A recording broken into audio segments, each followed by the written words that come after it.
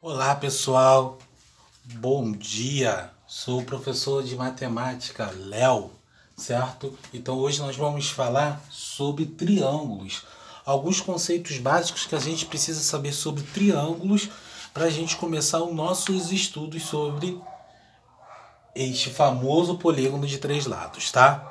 Então, olha só. Primeira coisa que eu tenho que falar para vocês sobre triângulos é que a gente precisa saber quais são os elementos que a gente utiliza para poder desenhar um triângulo, certo? Então eu vou apresentar a vocês os elementos que a gente utiliza. Os elementos que a gente utiliza para montar esse triângulo são lados, né? Que os lados eles são nada mais, nada menos os segmentos que a gente utiliza para montar esse nosso triângulo. Então, os lados que a gente tem, olha, é representado por segmentos, ó. AB, certo? É um lado do nosso triângulo. AC é o outro lado do nosso triângulo.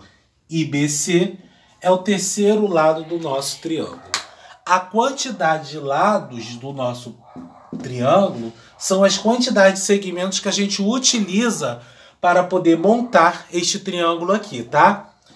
E aí o que acontece, gente? Os vértices são onde os nossos ângulos eles são formados. Ou seja, a abertura dos nossos ângulos são formados nos vértices. E esses vértices são nada mais nada menos que os pontos, que é representado por uma letra maiúscula do nosso alfabeto, que a gente já estudou. Então, os vértices que a gente tem são os pontos A, B e C, na letra maiúscula, certo? E justamente nesses pontos aqui é que nós temos o nosso terceiro elemento, que são os ângulos internos. Ou seja, ele vai estar dentro do nosso triângulo. Essas aberturazinhas aqui, olha, esses arcozinhos aqui que eu marquei de vermelho aqui para vocês. Então, os nossos ângulos que a gente tem são o ângulo A, o ângulo B e o ângulo C. Que o ângulo A ele também pode ser representado por BAC, chapeuzinho no A, porque é no A que está sendo formado o ângulo.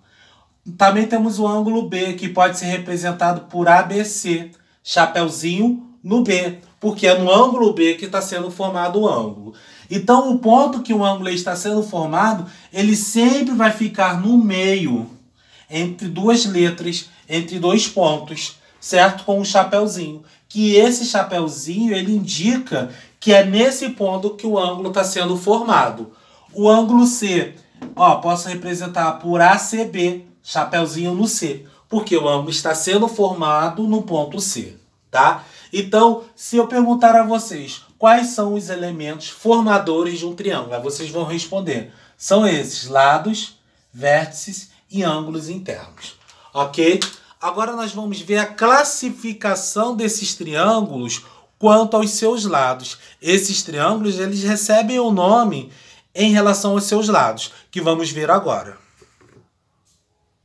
Vamos lá, pessoal. Nós temos aqui a classificação desses triângulos quanto aos seus lados, tá? Quando o triângulo ele tem todos os lados congruentes, ou seja, os três lados iguais, com a mesma medida, a gente chama esse triângulo de um triângulo equilátero. Por quê? Todos os lados, ou seja, os três lados, ele tem a mesma medida. Aí eu coloquei um tracinho aqui, em cada um lado desse triângulo. Cada um tracinho aqui está dizendo o quê? Se esse lado tem um tracinho, esse tem um tracinho, esse está um tracinho, significa o quê? Que esse tracinho vermelho está indicando que todos esses lados têm a mesma medida. Se em todos os lados só tem um tracinho vermelho, então significa que esse está indicando que esse triângulo ele tem todos os lados com a mesma medida, certo? Se ele tem todos os lados com a mesma medida, a gente chama ele de triângulo equilátero, tá? O triângulo isósceles. O triângulo isósceles ele é um pouquinho diferente do equilátero. O isósceles ele tem apenas dois lados iguais, certo? Então, olha só, vamos verificar os dois lados iguais aqui, olha. Esse lado e esse lado. Porque, ó, tem um tracinho só em cada um lado. Esse de baixo aqui, ó, tem dois tracinhos. Então, esse lado aqui é diferente desses dois. Já esses dois lados aqui, eles são iguais, eles têm a mesma medida. E temos no nosso último triângulo, o triângulo escaleno. O triângulo escaleno, ele diz o quê? Que todos os seus lados eles são não congruentes, ou seja, eles são diferentes. Ó, um tracinho vermelho em um lado, aqui tem 2 tracinhos vermelhos e aqui tem 3 tracinhos vermelhos. Tá indicando que todos os lados eles são diferentes, certo? Então vamos lá, recapitulando. A classificação dos triângulos quanto aos seus lados, eles podem ser classificados em triângulo equilátero, 3 lados iguais. Triângulo isósceles, 2 lados iguais. Triângulo escaleno, todos os lados diferentes. Tá bom? Agora nós vamos ver a classificação dos triângulos quanto aos seus ângulos internos. Vamos lá, pessoal. Então, a classificação dos triângulos quanto aos seus ângulos internos, eles são triângulo acutângulo. O que são triângulo acutângulo? É uma junção da palavra agudo, certo? Mais ângulo, certo? Daí, então, você fez uma junção, uma fusão dessas duas palavras. Daí, então, ele deu o nome de acutângulo, tá? O que vai ser o triângulo acutângulo? O triângulo acutângulo são aqueles triângulos em que todos os seus ângulos internos, eles serão ângulos agudos. O que são ângulos agudos? São aqueles ângulos menores que 90 graus, certo? Agora, o triângulo retângulo é uma fusão do ângulo reto mais ângulo. Daí, então, fica retângulo, certo? O triângulo retângulo ele vai ter um ângulo igual a 90 graus, tá bom? Um ângulo igual a 90 graus. E temos o outro último triângulo, o triângulo obtusângulo. Opa, obtusângulo é o obtuso mais ângulo.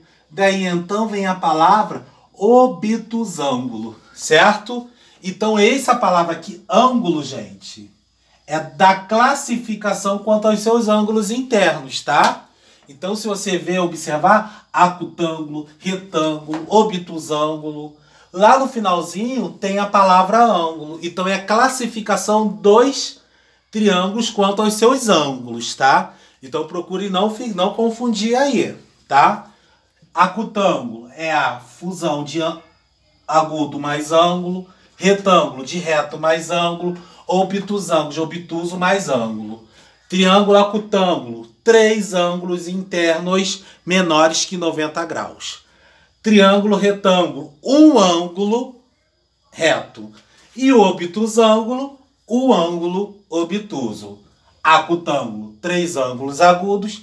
Retângulo, um ângulo reto, que é o de 90 graus. E obtusângulo, o ângulo obtuso, que é maior que 90 e menor que 180, tá? Então, algumas observações que eu vou fazer aqui para vocês. Em um triângulo, você nunca vai ter 2 ângulos retos. Em um triângulo, você nunca vai ter 2 ângulos obtusos. Em um triângulo, você não vai poder ter o ângulo obtuso com o ângulo reto. Por quê? Porque agora eu vou falar de uma propriedade muito importante para vocês. Esta propriedade, ela diz o quê? Que a soma dos seus 3 ângulos internos é igual a 180 graus. Ou seja, toda vez que você tiver um triângulo, se você somar os ângulos internos desse triângulo, a soma dele tem que ser sempre igual a 180 graus. Não irá passar disso, tá? E porque nunca vamos ter 2 ângulos de 90 graus, e nem 2 ângulos obtusos, e nem um ângulo de 90 graus e um ângulo obtuso. Por quê? Porque quando você soma esses 2 ângulos, ele vai passar de 180 graus, certo? Por isso que a gente não pode ter 2 ângulos retos, porque somou 90 mais 90 vai dar 180. O terceiro ângulo ele já não vai mais existir. Se você somar 2 obtusos, somou os 2 obtusos, passará de 180. Se você somar um obtuso com um reto, passará de 180. Porque a propriedade ela é bem específica. A soma dos 3 ângulos internos tem que ser igual a 180 graus. Se você somar dois ângulos e der 180 graus, e somar esses dois ângulos e dar mais que 180 graus, isso quer dizer o quê? Que esse triângulo aí não existe. A soma dos ângulos internos tem que ser igual a 180 graus, beleza? Encerramos aqui mais uma aula nossa de geometria sobre o estudo dos triângulos.